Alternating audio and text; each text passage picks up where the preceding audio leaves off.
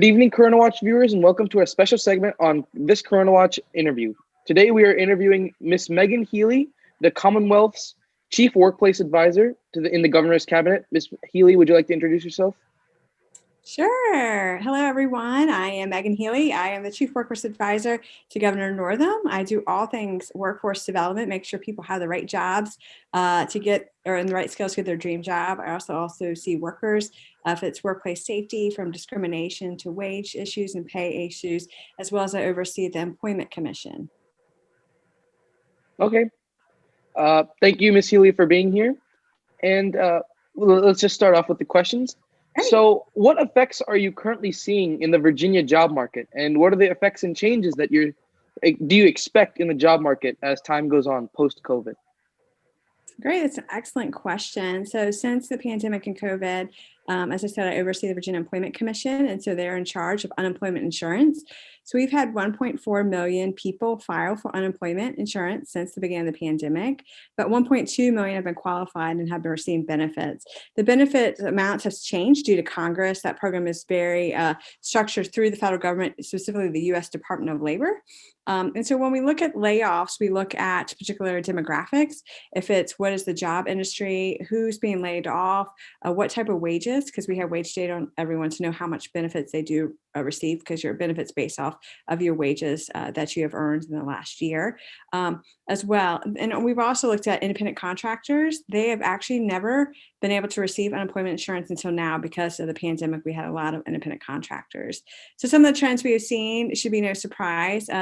Specifically, the industries that have been hit the hardest have been hospitality, the restaurant and lodging businesses, specifically our hotel chains that did have to close down, and they're slowly reopening, as well as our restaurants have gone to different types of services, if it's takeout service or they have to, by the limits because of safety purposes, they have to have small limits in the restaurants as well.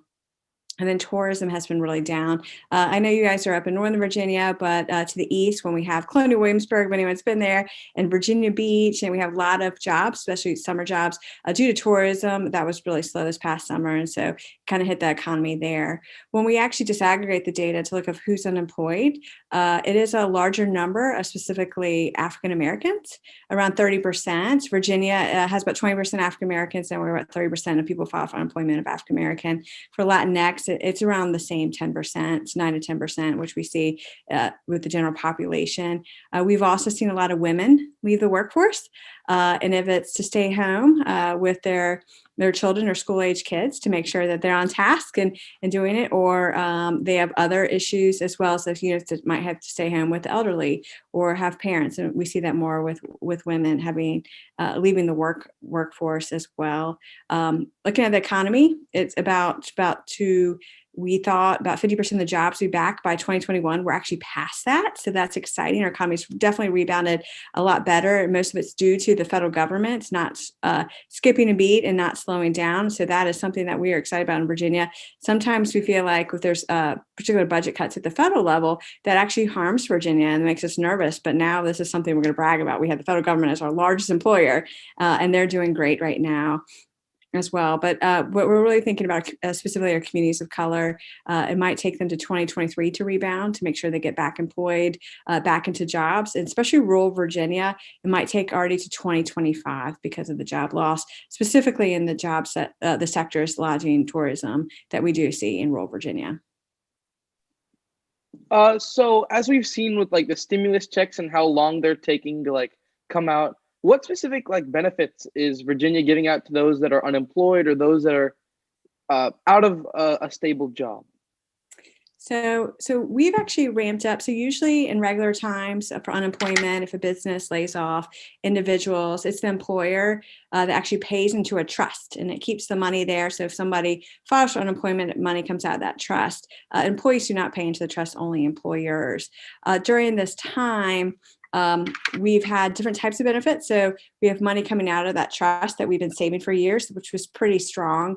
We had a 2.6% unemployment rate last February going into the pandemic, which is about 2 points less than the national average. Virginia is always Northern Virginia up there. I mean, I think Arlington, Alexandria was at less than 2%. Loudon sitting a little lower than the state average usually in unemployment. So the benefits that we gave out were, the usual benefits is around $378 a week. And the federal government said, that's not enough. In March, April through the end of July, we said, we need people to stay home and they need to be economically secure, not to worry about putting food on their table for their families.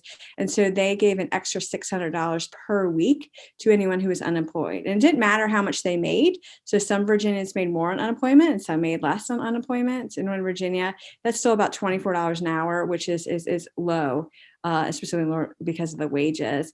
That shifted, and then August there was another unemployment benefits that was $300 a week for a couple of weeks, and then that stopped. And now Congress says this is pretty much the third round of additional programs, and we're currently at 11 weeks of benefits at additional $300. So they're getting the $378 per week, and then they get additional straight from the federal government. We ask them, we send them an invoice pretty much every day, and they take money and draw it into our accounts, and we send it out to the hundreds of thousands that are currently still on unemployment benefits. So, staying on that term of unemployment workers, so how do you think that the minimum wage will impact the workforce? Do you entirely support it? It's like being debated a lot right now in Congress and other places. So, what is your take on the minimum wage?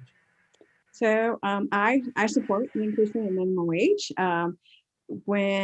So last year, minimum wage was passed by the General Assembly in an increment, as you're probably aware. The years before that, when we had mostly kind of Republican-controlled General Assembly, I was the one in the governor's office, so I stood up and said, we support minimum wage. The governor ran on a pathway to 15. And so that's something we know that all Virginians need to raise. They need more money in their back pockets for life. It's more expensive these days. And I think that's really important. That pathway to 15 looks different, right? So from the Biden administration to the Northam administration and what that tier looks like. Again, it is over a time. Every time we bump it up, there's extra expenses to the state that we have to be concerned about, specific to all our workers, because we do have some, fortunately, that do make under $15. We're excited about our universities, and a lot of them have bumped up to $15. In Virginia, a living wage is something how we calculate like how much does food cost and housing and rent, and it's around $14 an hour. Is kind of when we look at people that are, we have poverty levels, which is really complicated with calculations, but that 14 is that lucky number of trying to get someone employed over $14. So that pathway there is definitely something that we support. So about that, so a study has come out saying that it's going to result in like a vast increase in poverty, or sorry, decrease in poverty. A lot of people are going to be lifted out of it, but also a lot of people are going to lose their jobs. So do you think that these two weigh out, or yeah? What's your take on that situation? Those are excellent questions. So if you've seen other states, example, West Virginia has a higher minimum wage. That if you look at the research of increasing minimum wage, you do not see job loss. One of my concerns would be potentially if we're looking at benefits, because that's an extra expensive employer. And benefits could be healthcare, could be retirement benefits, other different types. And so we're just watching to make sure that if they increase wage, they don't decrease benefits, because I think that's really, really important specifically. And there are some questions about wages, as well as if you provide healthcare benefits, you might not have to pay a minimum wage. And I think that's unfair, because if you get poor healthcare, especially like minimum levels of health insurance, it's still not helpful. People can still go in debt. And that is a problem. About hiring, again, we haven't seen that trend in other states. Again, it's been a long time that we've seen an increase in minimum wage, and we know that living expenses, they're just higher, and people need that type of raise. So one of the other additions that you've probably read about is about if people make $16 an hour, right? And other people are making 12, and the 12 moves up to that 15, then the only person gets 16. So I have heard of particular different types of roles based off of wages, and how that might smush a little bit. You've probably heard of the higher wages above 15, and what does that look like? And that's something also that we are going to continue to watch, because if you bump some people up to 15, do you have to bump everyone else up equal? And that's up to an employer, because we don't tell employers what to do. it should be, it's something that we'll be watching as well.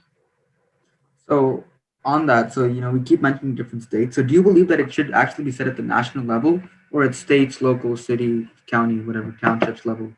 Because we know that each state is different, each county is different. So where should it actually be set, at the national or the more local level? I think it definitely should be a strong minimum at the national level to require states. So, and then each state can choose to go above that. Some state finances, Virginia is very, very fiscally strong. We have great companies. We could afford the minimum wage. There's always a little complaint about small businesses, startup businesses that we also want to support, that is sometimes struggles, and adding the extra wage could be tough for them, but I think a strong minimum wage is required, because I don't believe that all states, we in Virginia are not as worker friendly as other states, as you've seen, like the minimum wage, but we are working really hard to get there to support our workers. I can't say all states look out for the workers, and it would be sad. The other thing about is competition. So let's say Maryland, let's do North Carolina. Like if they don't keep up with our wage, they're going to lose talent to Virginia, and that's something they also need to consider as well. Or West Virginia actually has higher wage than, I think they're 8.25 right now. They might be moving higher. And we know DC is going to 15. They're one of the higher minimum wages. And so thinking about the struggle of workers that definitely will cross over those state lines to find new employment. And that's something we need all states should consider. All right. So after seeing like in COVID, we've seen that the hands-on labor market has dropped substantially because they can't really work during COVID, right? So is the government trying to push towards like STEM and IT fields that are more hands-off? Yes, that's a great question. So technology has not skipped a beat also, as well as the federal government. And we've always had an issue with trying to fill those pathways and pipelines. And I think it's more and more important. I read a study, and I can find it said that companies are looking at automation, like AI use. As an example, the Employment Commission, with all those people calling our call center, we've looked at AI use. Like, can we have that chat function that someone's talking to you, but it's a robot that it can answer account questions, right? That we've seen it's really, really sped up. So we know that some jobs will be lost because of this pandemic too. I think it's almost sped up 5 years, I saw, to automation. And that just makes sure technology jobs are even more important. Talking about the headquarters situation, I was on a call the other night with a friend, and she's in Brooklyn, and the business that she works for in New York actually just sold their building. They're at headquarters for a very large business, and she said they just got out of their lease and walked away, and everyone's going to work from home in this new type environment. And I think that adds more flexibility. When we talked about women and talked about minorities, especially African American, Latinx, I would say is, flexible jobs, being able to maybe stay at home half day. Technology is one of those fields that can provide more flexibility in jobs. And I think it's really, really important. Healthcare, we had a healthcare crisis with our workforce. That has definitely, we've seen from low level CNAs, specifically nursing assistants and nursing homes, all the way up to we've had specifically physician issues and especially psychiatric pediatricians are unicorns out there. We cannot find them. Great job if you guys are all interested. Like, perfect pathway. I'll help you out to get there. That is a fantastic job, and they're really hard to find. And so I think just with the extra surges that we've seen at our hospitals, with the closing down of some of our nursing homes, or closing to the general public, and making sure our nursing staffs are there, I think those are also really important jobs that are not going away anytime soon. So as you said, it's hard to find these like medically related professions in Virginia, especially with COVID. So does that mean that the state is pushing for more people to become these doctors? And are they like specifically helping out with like programs to become doctors easier? So we talk about healthcare in general. One of the good things that we've seen is licensure waiver. So any kind of medical practitioner, if it is from a nurse to a physician, has to have some type of like license. And so we've looked at different types of licensure flexibility. So for nurse practitioners and physician assistants, usually have to have oversight after a period by a physician, but we needed more and more of these to be in our facilities. And so there's less oversight, I think, maybe 2 years to kind of practice on their own. We've seen flexibility in out-of-state reciprocity, that we have healthcare workers coming in. And so looking at the physician pathway, we are working on loan forgiveness potentially. So again, we have the medical schools, and there's always rumbles that we're gonna have another medical school. I don't see that anytime soon. But one of the issues we do have in Virginia is residency spots. So we actually produce more medical students than residency spots we have. And we know that the likelihood of a physician taking a residency spot in the state, they stay in the state. And so I think that's one of the things. You can draw down federal matches, but the state is also investing more money to make sure that we can match residency spots as well. And then the loan forgiveness, specifically looking at rural Virginias or underrepresented, underserved areas. How do we get the talent and the specialties down there?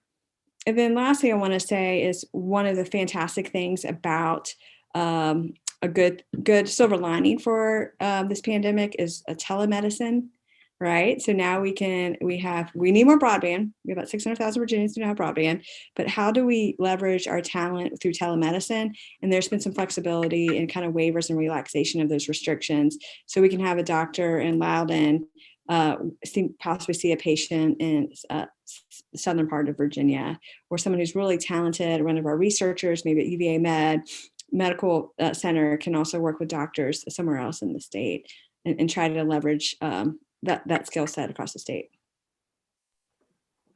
So you mentioned workplace discrimination in the past, so how do you want to address workplace discrimination against new groups, including women, people of color, LGBTQ plus, all these people? How do you specifically want to address it or make it better? So last year we rewrote the sections called the Virginia Human Rights Act. There's an office that is at the Office of Attorney General. And so actually we expanded the protected classes to specifically for gender identity and sexual orientation. So this is pretty good for Virginia.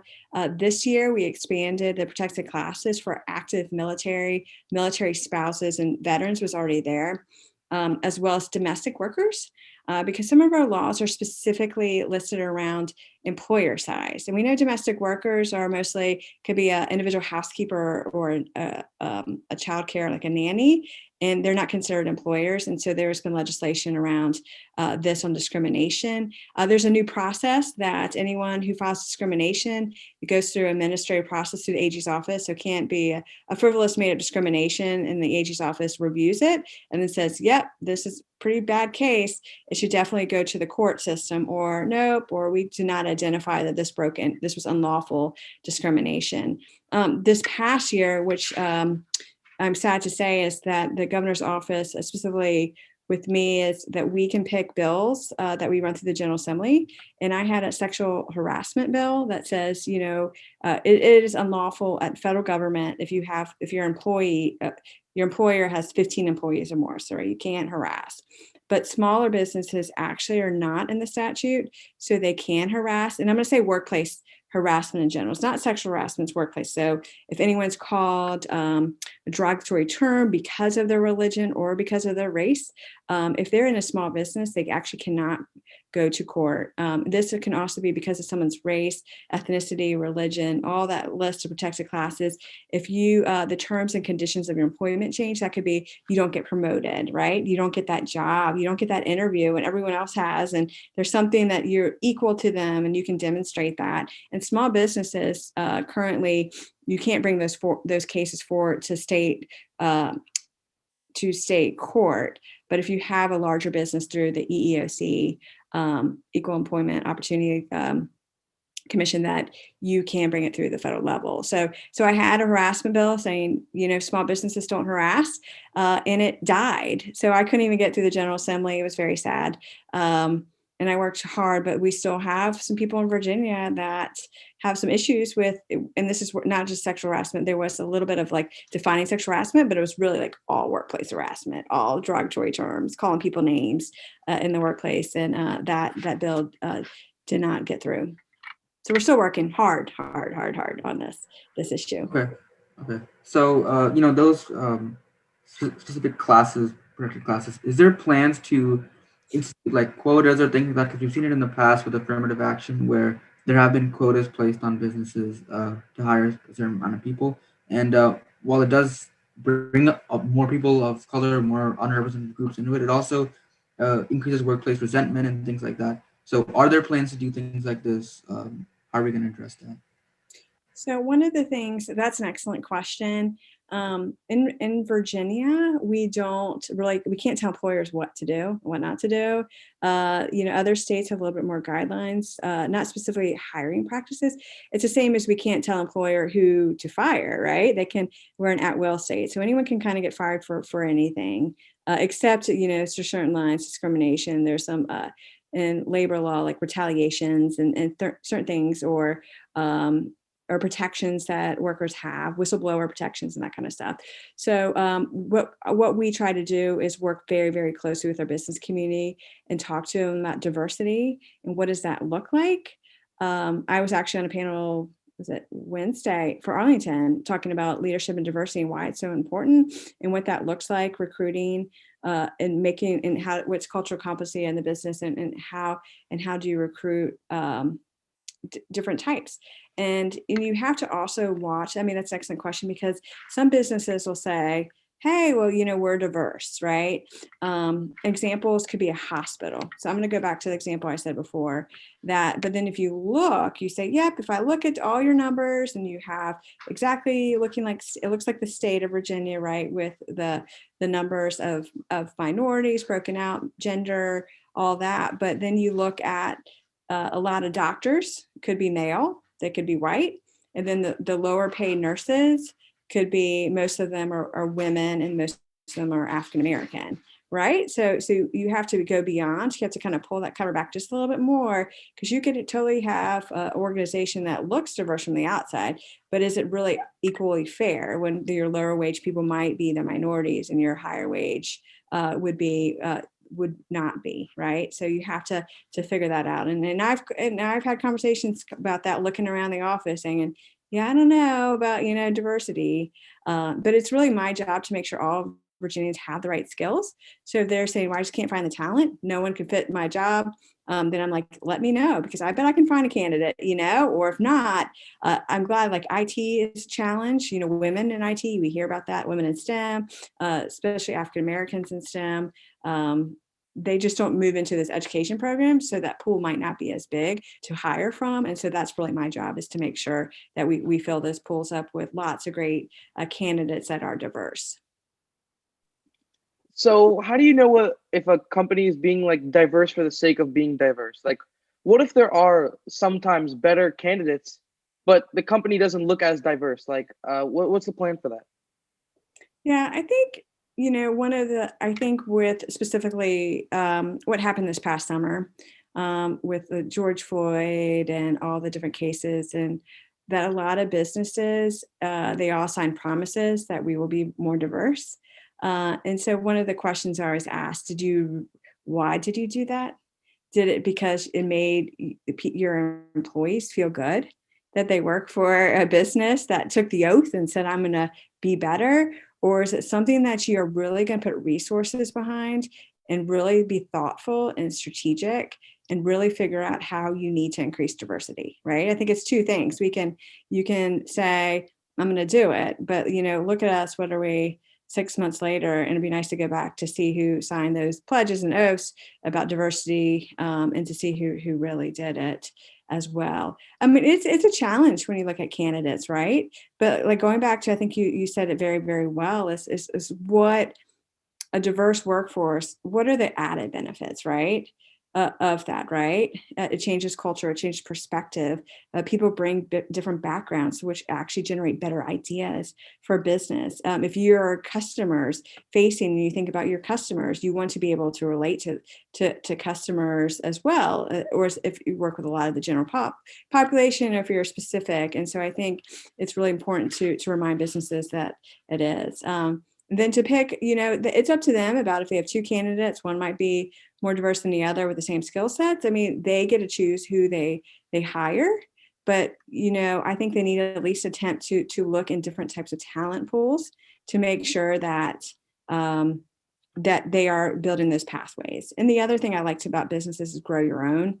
If someone comes at entry level, like, how do you make them a leader? How do you give them extra responsibilities? A lot of businesses with higher education being so expensive, how do you start paying for their education, right? To get promoted, or different skills or certifications that they need to promote the workers within is really, really important.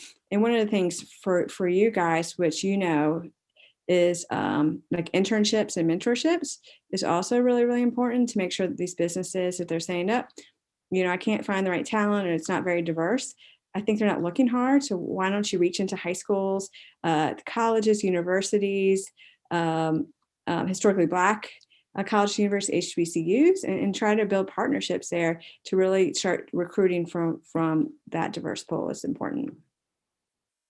I do have somewhat of a follow-up. So I had this question. So does a diverse candidate outweigh a more strong candidate if you can't have both?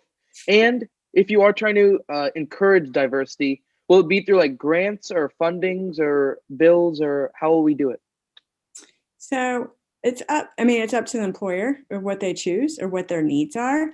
If the candidate is not diverse, who is stronger, I think they're always looking for, there's other things when someone gets hired, how do they work, collaborate and work? What are their other experiences and technical experiences? Let's say they're a computer programmer and they know 3 different languages, and the other person doesn't. Like, you take the guy with or woman with 3 different programming languages, right? You would have to, because it's in the end of the day, it's like your bottom line on a business. But it is really up to the employer. Really, but they need to ask themselves, like, what is the potential, or why am I not getting the right candidates? Why aren't they diverse? In that programming, why now you should be a mentor at the high schools and make sure all high school students know 3 different types of computer programming languages, right? Like, that's, they're not going to do that most likely, but trying to figure that out as well. And then let me know as the workforce advisor, like, how do we strengthen that, that pull? Okay, so staying, well, not really on the topic, but like talking more about governmental intervention in the market. So countries like the Nordic countries like Sweden, they don't have a minimum wage, but they do have incredibly strong worker unions, right? So to what extent are we trying to promote these worker unions and, workers getting stronger, collaborating together? Yeah. So I'll go back to just a little bit of questions about grants and diversity in businesses. We don't really provide employers a lot of funding to support their hiring practices, but we do provide funding for outside training and on-the-job training that they can get grants to make sure they can grow their own. Back to kind of the labor movement, specifically looking at unions. So there has been some legislation in the past, one right to work repeal, and that has not passed Virginia. I see that up as a possibility in the future, probably not in the near future. There was a bill that passed last year that local governments they do not have the right to strike, but they can do collective bargaining. So that could be potentially teachers.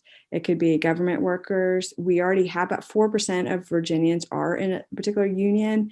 Some of our union groups could be our call center workers, our correction officers, our bus drivers, our grocery store workers.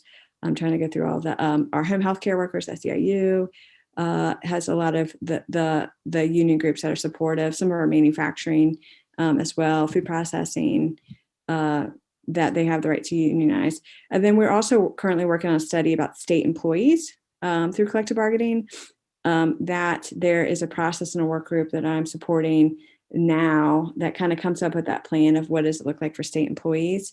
Some of the challenges that you'll see in state employees is because we have a certain budget, right? We only have so much money coming in from taxes. And so if we look at state employees and they're always asking for raises, I'm not sure how we pay for that. But I am a fan that there's a voice that workers should have, and it could be beyond wages, right? It could be your work environment. It could be around benefit structures, and making sure that we listen to our workers is really, really important. So I see that for moving forward next year in General Assembly, because that report, I think it's due November 1st of this year, that currently there's a lot of people working on what is the expense, what are the caps of collective bargaining, specifically what does it look like, how do people come about to form a union, and we do for local, it starts May 1st, but there's a period, I think it's in October, when they can actually form unions, if it's the individual teacher unions at the local level, and they have to go through the process with the 50+1 votes and moving through that process. So, with on the same topic of unions, so we've seen teachers across the country, places in Fairfax, especially Fairfax, Loudoun, and other places across the country where teachers and teacher unions have demanded to stay home, and in the end, most schools did end up opening. A lot of schools have opened. So what I want to ask is, how much influence are we going to eventually grant to these unions? What is the end goal of influence granted to these people? How much do we want to give them? How much power do we want to give them? That's another excellent question. That is something we are working through now. Thank goodness there's a lot of other states ahead of Virginia. I was actually talking to a friend who is president of community college in California the other night, and she was talking about her negotiations with her faculty at the higher education specifically, and she's still pulling her hair a little bit, trying to think about it, but she's been through that experience, so that's a person I could pick up the phone and call. And I've worked with other states as well about what's that level of power. I agree that teachers should be paid more. My mom was a first grade teacher. My dad was a mechanic. And so it was, and I have 3 sisters. So I could see the financial hardship that my family went through growing up. But I learned a lot from my mom. She's still teaching me lessons today. Always a teacher, right? Even though she's retired. But looking at about wages, right? But sometimes you have to look at your balance sheets, and that's a struggle. So that's what I'm not sure of, what that looks like before, because if we had unlimited money, I would totally give it to teachers and to all these hard workers who work every single day. But looking at those negotiations, workplace, the environments, the number of hours they work, as well as any benefit structure, I think it's important, and that's what each locality is going to have to figure out. So, but I think they do. I agree that they do need a voice. But I'm not sure of how the level percentage of change and negotiation level that the power they should have. So staying on the topic, then let's move on and inside of the actual workplace. How much, to what extent do we support workplace democratization? How much more power do you want to give workers in the actual companies that they're working in actual small businesses, in actual corporates? Is there any plans to legislate on that or give advice on that? So, it was probably about 3 years ago, there was a study that said Virginia was 51st for workers. You've probably heard that. And one of the issues was it wasn't Virginia was against workers. It was we just didn't have law to protect workers. And so one of the things we've done the past couple of years as workers is the discrimination work that I told you about. Also, we're looking at wage theft. As making sure that if somebody does not get paid what they should get paid, that there is a route to doing that, and more authority and more investigation.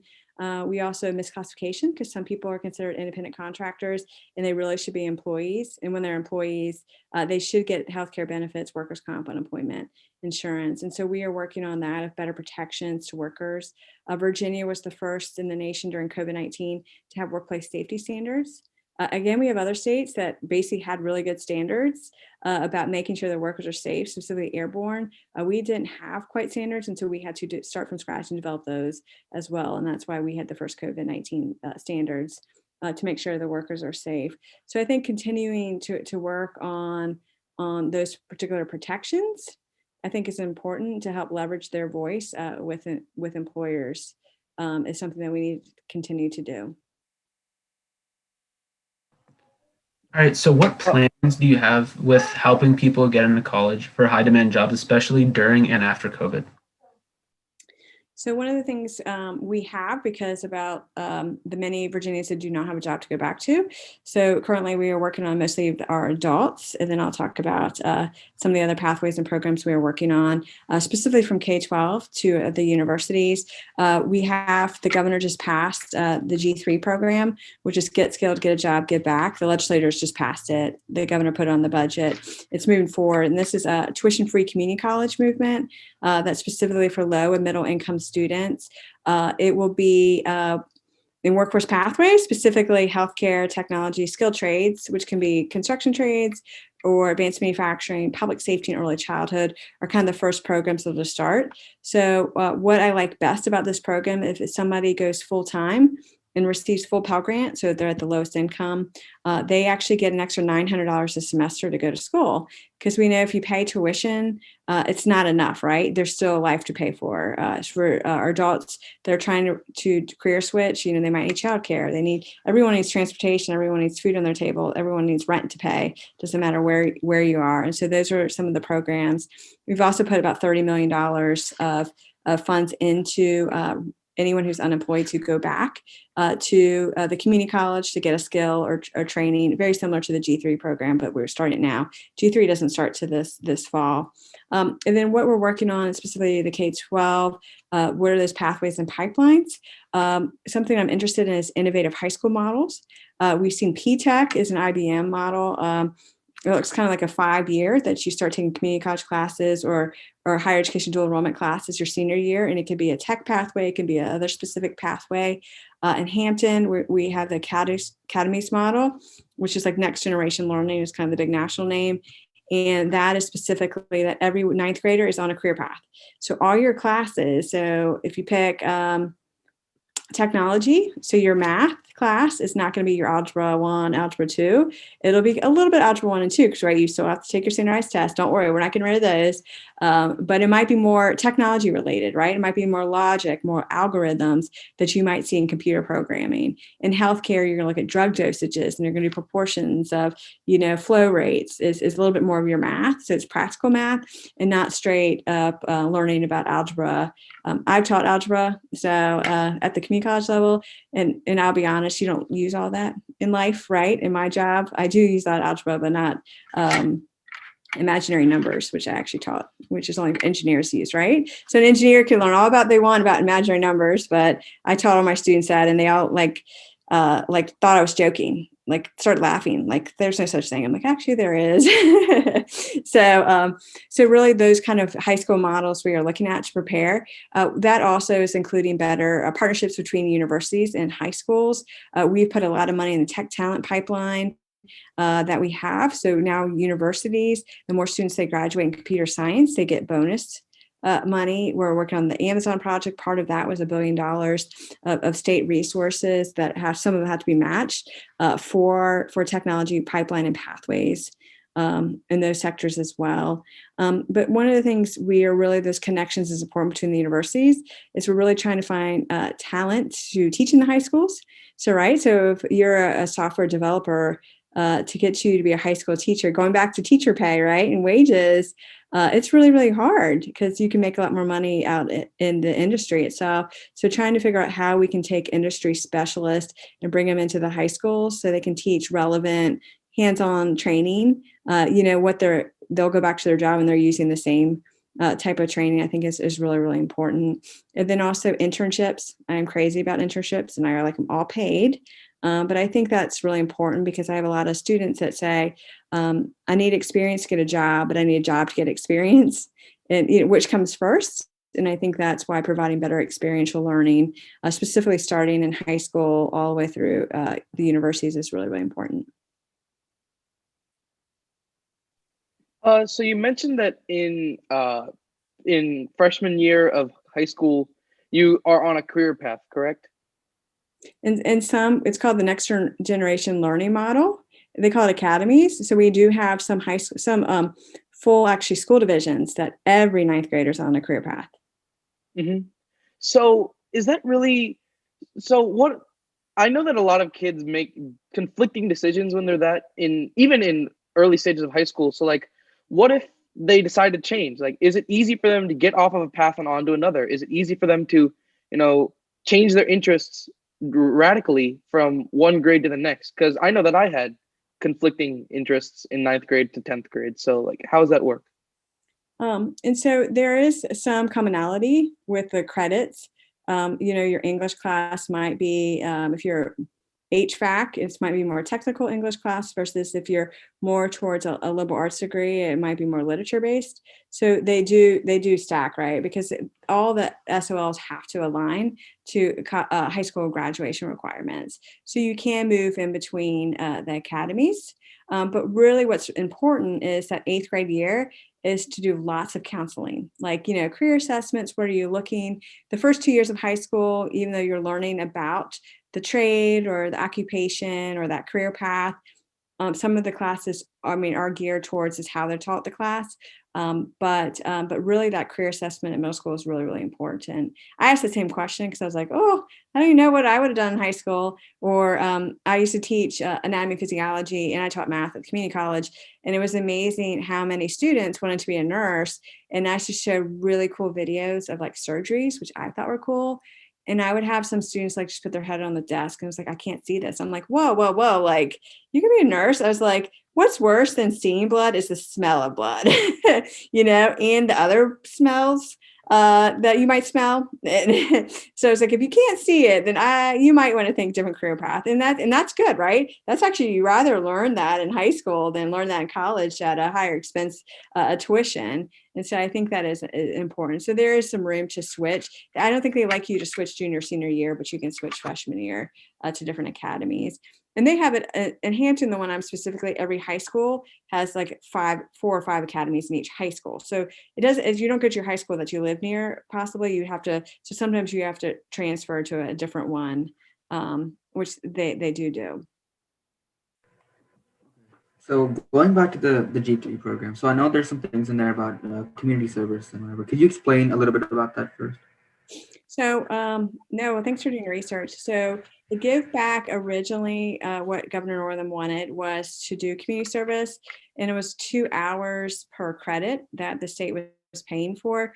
We actually got rid of that. We had some debate about some people thought it was almost a work requirement, right? So a lot of community college students work 3 part-time jobs, and then adding that extra burden would be tough if they have a family or they're caretaker of a loved one. And then we actually had some people said that wasn't enough, that they wanted it documented, and every hour you have to get signed off of. And it was very technical and administrative oversight if someone has to, it's a lot of jobs for someone to keep reading those sheets, verifying that someone did their community service. And so in the end, it was almost polar opposites of thoughts around it. We were like, one of the give back piece is really that these are high demand jobs. These are people moving into a job that a lot of them have high wages. So they're giving back to the economy. That might be spending power, right, to the communities through sales tax. It could be through state tax, right, giving back to the economy that way. But it's also for employers. So we know that to employers to expand, and they need workers, they need the talent from these programs. And so it's also to help businesses. And so that's kind of our give back to the economy is our G, the third G. So speaking of like taxes and the economy, how like these programs, specifically G3, how will they be funded? So the G3 program is funded through state revenues, but it's a last dollar. So we know that low income students around probably about 200% poverty level. It depends on, there's a lot, when everyone fills out their FAFSA, there's a different calculation than sometimes we see in other state agencies of eligibility of benefits.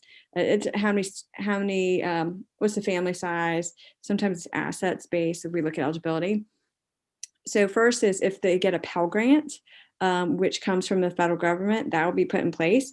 And then the G3 money would come in to supplement that, right? To finish the paying for the tuition. And then if they get the extra $900, if they get full Pell Grant, right, they go full time, then they get extra $900 a semester. And anytime you run over tuition, that money comes back in a refund. So it comes back to a check that you can use to pay. So it's not like community college will be paying your rent bill or your food bill or giving you money. It'll come back in a check. So that's state revenues. But if you look at return on investment, that's one of the things we always like to do, that we know that wages can be up to 60%. So we look at wages before someone enters a program and wages after. In a lot of these G3 programs, there's a 60% increase in wages. So that's fantastic. And talking about taxes, so more someone makes, the more they pay in taxes. So that money's pretty much coming back. And we think about that person's increase in taxes would pretty much cover their tuition or their G3 bill probably in 4 or 5 years. So, and then they're going to continue to increase earnings. So they're going to over and over and over pay back what we gave them in tuition dollars through taxes. So you mentioned, employers need these types of jobs. So which employers are you specifically talking about? Because we know that these are like trade jobs, like or like IT, health care, things like this. So could you explain a little, or expand a little bit more on that? Sure. So for G3, I had close to 30 different employers and chamber groups support this, and we know there's a lot more. The governor and I in 2019 went around the state, listened to over 1,000 business community leaders about what are the needs of the Commonwealth, where are you having a hard time, and that's why he picked kind of, even though like talking about the free community college, we've seen that in 23 other states, that kind of movement. But I work very closely with Virginia Chamber, which is over 25,000 members. The Loudoun Chamber, I spoke to not too long ago. When was it? On virtual. I was in the Arlington Economic Development Wednesday. So Northern Virginia Chamber, used to be Fairfax, Northern Virginia. I work very closely with them, with lots of it. Northern Virginia Tech Council. So talking about the tech industries, and we have, I think, 6 different tech councils, and they always tell me kind of what their needs are around the state. We had large businesses like Amazon support G3. We had our hospital associations, so all our healthcare providers, the Associated General Contractors of Virginia, our heavy equipment operators, all those construction companies, also a lot of those trade associations also supported G3. So I constantly talk to them all the time. They always let me know what their hiring needs are. Construction is actually interesting because in October, they posted more jobs this past October than they did the October before. So again, another industry that didn't slow down at all. You guys drive around, right? How many times have you ever gone somewhere that you didn't see a road that wasn't being built or constructed? And, it's constant work out there. All right, so for the final question, I know we've been talking a lot about employers, but I want to kind of move it to students as our final one. So what is the top advice do you think that students should receive for how they're going to try to get into high demand fields such as IT? So IT is, we need lots of IT, lots and lots of IT, just because of our companies. Microsoft's expanding. In Northern Virginia, you've seen a lot of those. We have those data centers, which, kind of support a lot of the IT business we see in Northern Virginia that are popping up also. I think Microsoft out there in Loudoun. But I think what's really, really important is that, to start learning the skills early. And working robotics. I've actually been a judge for VEX robotics and FIRST robotics. I think those are really important. There's also like different like TSA that has different technologies. So trying to meet other students like you to do in IT or computer science. They are different. Networking. We also have different cybersecurity competitions. So if you're interested in the IT pathway, lots of cybersecurity jobs because of the federal government. Again, there's we're watching this now because of security clearances. And making sure that students have security clearances. That's something also, if you're going to go into cybersecurity, behave in college, because they will ask you questions to make sure that you can pass. We're even trying to get seniors that are aware of who they're going to go work for in cybersecurity to try to start their and seniors in college, try to get their security clearances that last year so they can start right in the job to move in. But I think also is fine to mentor go work. You guys are probably, if you're into IT, super talented. There's nonprofits. We did some work with nonprofits about especially cybersecurity and IT. Go lend a hand, go help them out.